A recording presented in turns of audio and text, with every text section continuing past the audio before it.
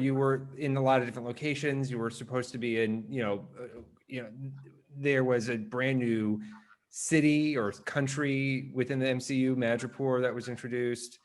But you obviously can't, especially since part of your show was shot during the pandemic, you can't necessarily travel to all of these places. So how did you,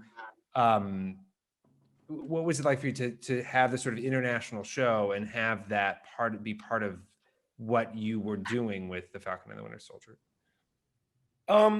It was when when I first read the script, I thought it was going to be one of those amazing experiences where we were going to be traveling to 7 different countries and doing all this stuff, and Sebastian was going to hurt his toe trying to be Tom Cruise, and all this stuff was going to be amazing. And then they were like, Atlanta and Puerto Rico, and I was like, sweet. And then the earthquakes in Puerto Rico happened. Then they were like Atlanta and TBA. So it kind of, our show was interesting because it really gave a wide spectrum of what this world for the Falcon and the Winter Soldier was going to be. What's the idea of everything and all these characters they were introducing into the universe, but at the same time, everything was kind of a chink in the armor. Everything that happened kind of was a punch in the gut.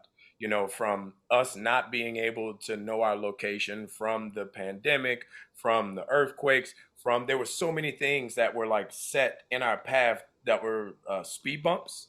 So it was really a group effort with cast and crew to keep the morale up, and every location and every opportunity and rewrites and everything to really make the show work the way it did. I think the best thing that happened to us that we were taken out the first slot and put in the second slot, because I feel like WandaVision was so amazing because it really set the vocabulary for what Marvel was going to do in the streaming universe. And when you saw that show, how unique it was, how different it was, how beautiful it was, how the performances were so great, and how it still stood the test of the cinematic universe, it kind of made the audience fall in line to the new scope of what Marvel was going to be. So thank you, Paul and Lizzie. But it was, all of these shows, every single time was a team effort. And, from the builders, from the riggers, from the lighters, from the, writers, every single show kind of worked its magic in its own way. We'll see about low key.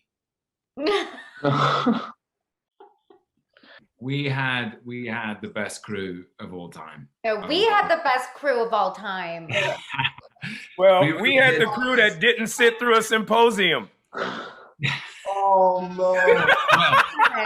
Well, the thing about that crew, I guess about 2/3 of Loki was